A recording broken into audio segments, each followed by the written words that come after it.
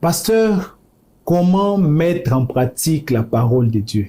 Vous avez dit que je dois confesser mes péchés, je dois croire en Jésus-Christ, mais comment mettre en pratique la parole de Dieu? Bien-aimés dans le Seigneur, Shalom. Bienvenue à Vie Nouvelle avec votre serviteur, le pasteur Yves Mwenebato. Aujourd'hui, nous parlons sur comment mettre en pratique la parole de Dieu. Il est important de mentionner qu'après la confession, la vraie repentance, où nous reconnaissons le mal commis, où nous attristons sincèrement selon Dieu et où nous avons demandé pardon, la prochaine étape, la parole nous demande de vivre selon la parole de Dieu, de mettre en pratique la parole de Dieu. Mais la question, comment le faire? Comment vivons-nous en conformité avec la parole de Dieu? C'est encore votre serviteur, le pasteur Yves Mwenebato. Mais avant de continuer, lisons les Écritures. Nous sommes dans l'Épître selon Jacques. Au chapitre 1er, nous lisons du verset 22 au verset 25. La Bible dit ceci: « Mettez en pratique la parole et ne vous bornez pas à l'écouter en vous trompant vous-même par des faux raisonnements. Car si quelqu'un écoute la parole et ne la met pas en pratique, il est semblable à un homme qui regarde dans un miroir son visage naturel et qui, après s'être regardé, s'en va et oublie aussitôt quel il était. Mais celui qui aura plongé le regard dans la loi parfaite, la loi de la liberté, et qui aura persévéré, n'étant pas un auditeur oublieux, mais se mettant à l'œuvre, celui-là sera heureux dans son activité. Gloire au Seigneur. Mettre en pratique la parole de Dieu. Comment le faire? Vous vous êtes repenti de vos péchés. Vous avez demandé pardon au Seigneur et vous aimeriez vivre cette vie chrétienne au quotidien. Elle passe par mettre en pratique la parole de Dieu. Elle passe par la lecture de la parole de Dieu, lire ce que disent les Écritures, lire ce qu'est la volonté de Dieu et mettre cela en pratique. Mais avant de parler de cette mise en pratique de la parole de Dieu, du comment de cette mise en pratique de la parole de Dieu, nous aimerions rappeler une étape importante. Vous vous êtes confessé, vous avez demandé vos péchés, vous avez accueilli Christ comme Seigneur et Sauveur. Il vous faut vous rassurer que vous êtes aussi passé par les eaux du baptême. Dans Jean chapitre 3, Jésus-Christ répond à Nicodème et il dit que personne ne peut hériter du royaume des cieux s'il n'est né d'eau et d'esprit. Alors ma question pour vous, êtes-vous baptisé? Êtes-vous baptisé par immersion? Il est important que vous soyez baptisé. Ce geste qu'on pose en vous plongeant dans l'eau est symbole de la mort à nos péchés et de la résurrection, nouveauté de vie en Christ. Symbole, oui, mais il y a toute une action spirituelle qui accompagne cela. Alors j'aimerais vous encourager à passer par les eaux du baptême. Gloire au Seigneur. Alors revenons à notre sujet, vivre en nouveauté de vie en mettant en pratique la parole de Dieu. La parole de Dieu nous aide à grandir. Mais comment le faire? L'apôtre Jacques nous éclaire sur cela. L'apôtre dit, mettez en pratique la parole de Dieu, ne vous bornez pas à l'écouter en vous trompant vous-même par de faux raisonnements. Là se retrouve la clé de notre thème. Comment mettre en pratique la parole de Dieu? Eh bien, la réponse est tout à fait simple. Nous présentons par la grâce de Dieu les choses de manière simple. Comment mettre la parole de Dieu en pratique? C'est simple. Faites exactement ce que dit la parole de Dieu. Il n'y a pas de formule de révélation pour ça. Il n'y a pas de formule particulière. Mettre en pratique la parole de Dieu revient à faire ce que la parole de Dieu demande. Par exemple, quand Dieu dit de ne pas mentir, mettre en pratique la parole de Dieu, revient à juste arrêter de mentir et de faire exactement ce que la Bible dit, de dire la vérité. J'aimerais qu'un enfant de Dieu soit aligné avec ce que la parole de Dieu dit. Et voilà pourquoi Jacques dit, mettez simplement la parole de Dieu en pratique et ne vous bornez pas juste à l'écouter en vous trompant vous-même par de faux raisonnements. Beaucoup d'enfants de Dieu veulent mystifier les choses. Ils veulent philosopher sur ces choses. Ils veulent prier quand il s'agit de mettre la parole de Dieu en pratique. C'est simple de comprendre ceci. Par un exemple tout à fait banal. Quand vous allez à la salle de sport, quand vous voulez perdre du poids, quand vous voulez perdre des calories, vous avez un coach. Et le coach vous montre ce qu'il faut faire. Le coach vous dit qu'il faudra faire des push-ups, il faut faire des pompes. Il faudra faire comme ceci par exemple. Alors, si vous voulez réellement perdre des calories, il faudra répéter exactement ce que le coach vous demande de faire. Vous faites cela. Et en faisant cela, vous aurez les résultats. Voulez-vous vraiment avoir une transformation telle que présentée par la parole de Dieu? Alors faites ce que la parole de Dieu demande.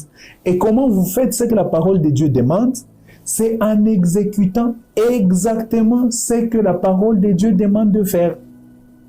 À la salle de sport, vous répétez les faits et gestes du coach.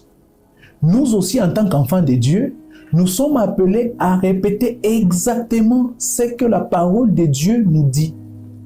Voilà pourquoi l'apôtre Jacques dit de ne pas nous tromper par des faux raisonnements. Les faux raisonnements, parmi les faux raisonnements, c'est de commencer à s'imaginer des choses, des astuces, comment faire pour ne pas tromper ma femme, comment dire la vérité à ma femme. Pour dire la vérité à votre femme, dites-lui simplement ce qu'il y a. Comment ne plus mentir, c'est de dire la vérité. Comment dire la vérité, c'est de présenter simplement les choses telles qu'elles sont. De ne rien ajouter, de ne rien soustraire, de faire exactement comme cela. J'aimerais qu'un enfant de Dieu se mette à appliquer la parole de Dieu.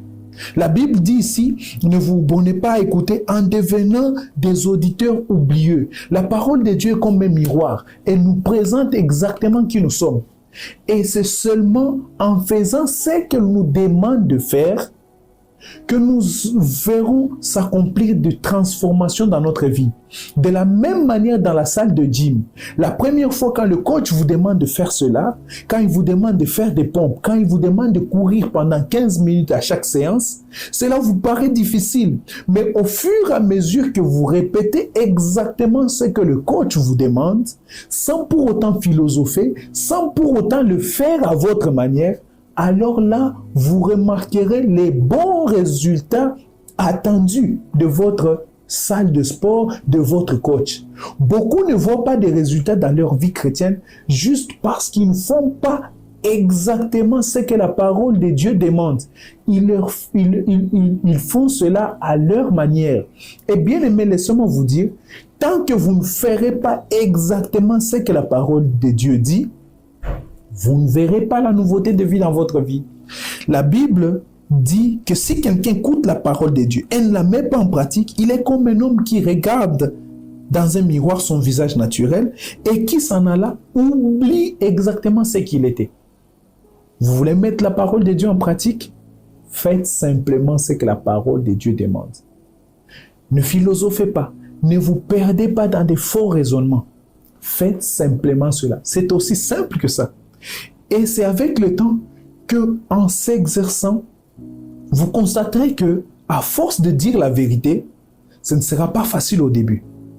Mais vous constaterez qu'avec le temps, de la même manière que dans la salle de gym, vous vous habituez aux différents mouvements, vous remarquerez que la vérité fera partie de votre vie. Que vous ne saurez plus mentir. En force de prier, quand la Bible dit prier sans cesse, vous vous exercez à prier chaque jour, vous verrez qu'à un moment, la prière fera partie de votre vie. Vous marcherez dans une vie honnête. Comment? En pratiquant la parole de Dieu telle qu'elle le demande. pas en y ajoutant votre façon à vous de voir les choses. Dieu veut de l'obéissance. Il veut que nous fassions les choses à sa manière à lui, pas à la nôtre, pas selon nos entendements, pas selon nos traditions. Je me rappelle une fois, j'ai dit à une maman à l'église, voici comment vous ferez votre travail, voici comment vous guiderez les enfants à l'école de dimanche. Elle m'a dit ceci, non pasteur, l'église où nous étions, nous sommes habitués à faire les choses d'une certaine manière. Je lui ai dit, maman, merci, mais faites les choses comme je vous le demande. Beaucoup ont ces problèmes. Ils veulent adapter la parole de Dieu à leur propre compréhension. Mais laissez-moi vous dire que c'est seulement en faisant ce que la parole de Dieu dit et exactement comme la parole le dit, c'est alors que vous verrez s'accomplir des transformations dans votre vie. C'est alors que vous verrez votre vie de prière grandir. Vous verrez devenir affermi dans la parole de Dieu. Pourquoi? Parce que vous faites exactement ce que la parole de Dieu demande.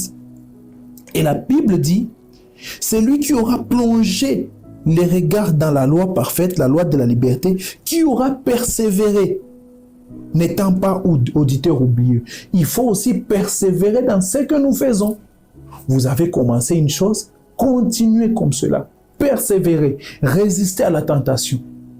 Et c'est seulement en obéissant à cela que vous verrez la grande bénédiction du Seigneur. La mise en pratique de la parole de Dieu passe cet exercice spirituel où on s'exerce. Dans le livre d'Hébreux, au chapitre 5, l'apôtre parle de ceux qui s'exercent à la distinction du mal et du bien, mais cela passe par un exercice. L'apôtre Paul parle dans l'épître à Timothée de l'exercice physique qui est bénéfique à peu de choses et à la piété qui est aussi une forme d'exercice. Mettre en pratique la parole de Dieu, c'est s'exercer à faire exactement ce que la parole de Dieu dit. Et vous verrez, votre croissance sera constatée de tous. Tout le monde pourra voir, ah oui, elle va à la salle de sport. On peut voir qu'elle a perdu du poids. On peut voir qu'elle a maintenant une taille et elle a maintenant une apparence où il a cette taille qu'il voulait avoir. Il a perdu ses kilos. Pourquoi? Parce que il fait exactement les choses. Bien-aimés dans le Seigneur, ne nous trompons pas par des vains raisonnements, par des raisonnements que la Bible appelle de faux raisonnements. Mettez simplement la parole de Dieu en pratique et vous verrez les grands résultats. Parfois, la grandeur dans les choses de Dieu passe. Que dis-je? Parfois, toujours, la grandeur dans les choses de Dieu passe par l'obéissance et l'obéissance à ces petites choses par lesquelles Dieu veut que nous puissions passer. Alors je vous exhorte à mettre en pratique la parole de Dieu. Comment? À faire exactement ce que la parole de Dieu nous demande de faire. Et c'est seulement comme cela que vous verrez des grandes choses. Je me rappelle de ce témoignage où nous sommes allés quelque part et le responsable nous a demandé de répéter une prière. Il a dit, vous répéterez cette prière. Seigneur, bénis le Père, bénis la Mère, bénis les enfants, au nom de Jésus-Christ. Amen. Et chacun de nous devrait répéter juste cette prière-là. Et j'ai été étonné de voir que parmi ceux avec qui nous étions, chacun a répété cette prière à sa manière. D'autres ont fait des grandes déclarations. Et au sortir de la famille, le responsable m'a dit, mais il était question de répéter juste la prière, de répéter les mêmes phrases, les mêmes mots. Bien-aimé, il y a une grande puissance à obéir dans ces petites choses, à obéir à la parole de Dieu, simplement présentée, mais pourtant puissante. Alors, je prie pour vous aujourd'hui, pour que vous appliquiez ces choses. Et comment allez-vous appliquer ces choses? C'est simple. Mettez juste la parole de Dieu en pratique, comme elle le demande, comme Dieu vous le demande, et vous verrez des grandes choses dans votre vie. Que le Seigneur vous bénisse. J'aimerais prier avec vous. Seigneur, je prie pour mon frère et ma sœur qui a du mal à mettre la parole de Dieu en pratique, qui se trompe, qui se perd par de faux raisonnements. Et je prie, Seigneur, qu'à partir d'aujourd'hui, par ce message simple mais pourtant puissant, Seigneur, que mon frère et ma sœur mettent en pratique ta parole, comme tu le demandes. Et c'est alors, Seigneur, qu'ils verront des grands résultats dans leur vie. Seigneur, merci pour la puissance de la croix. Merci, Seigneur, pour la puissance de ta parole à travers ce message. Et je prie qu'un cœur, qu'une vie soit transformée au nom puissant de Jésus-Christ. Amen. Que le Seigneur vous bénisse, vous qui nous avez fidèlement suivis. C'est votre serviteur, le pasteur Yves Monebatou, de l'église Vie Nouvelle en Jésus-Christ. Ce que nous prêchons, c'est la nouveauté de vie en Jésus-Christ pour être transformé par Christ, pour Christ.